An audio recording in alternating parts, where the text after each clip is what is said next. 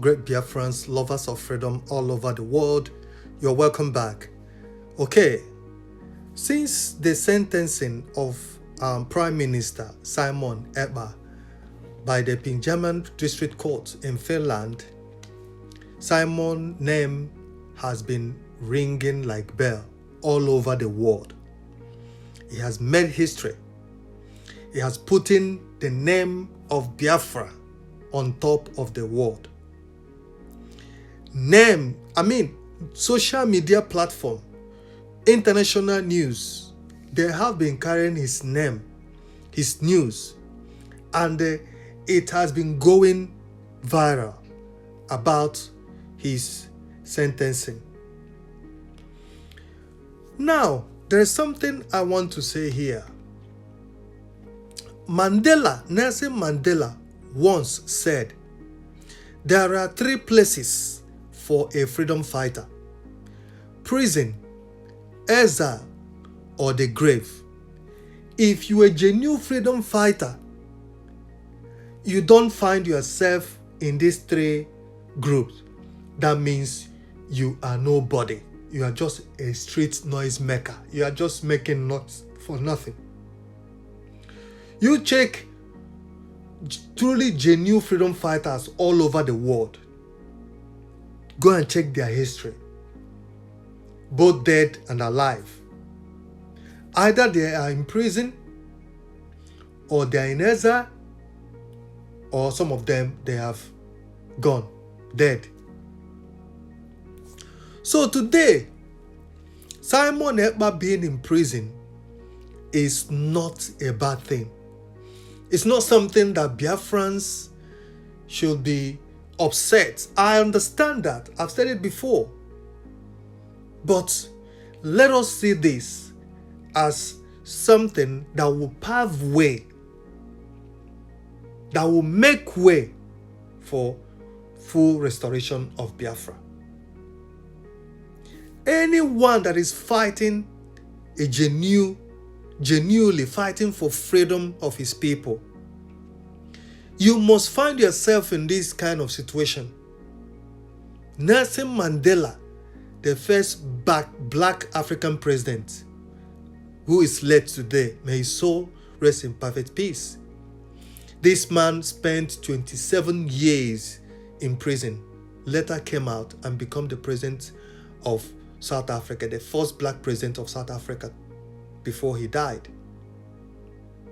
So if you check history of all those freedom fighters, genuine freedom fighters, not those ones that are outside there making noise, saying they are fighting for freedom. Look at Mazi Nnamdi Kanu today. Where is Mazi Nnamdi Kanu? Mazi Nnamdi Kanu is where? In prison. These are the people genuinely fighting for the freedom of their people. Where are they today? They are in prison because they are fighting for the freedom of their people. Genuinely fighting for the freedom of their people. That's why they are in prison today. So for those who are still making fun or talking rubbish or rejoicing over Simon Ekpa's sentencing, you must be ashamed of yourself. Mainly to Igbo people. Let us talk about our own people, Igbo people today, Biafrans, that are making fun, that are laughing, that are saying, yes, Simon Ekpa deserves this. You should be ashamed of yourself. And that's the reason why we are still in trouble today. We are still where we are today. Why is it that every time any Igbo person is in trouble, you will see so many people, mainly Igbo people, rejoice. Leave other people, Yoruba, Hausa, or the other ethnic group, making fun. I understand that. But Igbo person rejoicing over his own, rejoicing over the death or problem of his own. When Mazi Nnamdi Kanu was arrested, so the same thing, a lot of people were rejoicing, mainly Igbo people. Yes, that's good for him, whatever. Simon Ekpa, the same thing. Yeah? Why? And you will never see this kind of thing in other tribes. You will never see this kind of thing happen in Yoruba man, no matter how bad that person is. You will never see the same thing happen to Hausa person, no matter how that person is. Look at their terrorist people. They are still protecting them despite they are terrorists spying some of them. But they are still protecting them. You never see them come out to talk rubbish about them. About the same thing. But it's only an Igbo person, Igbo people that will always criticize their own, always rejoice when their brother or sister is in trouble.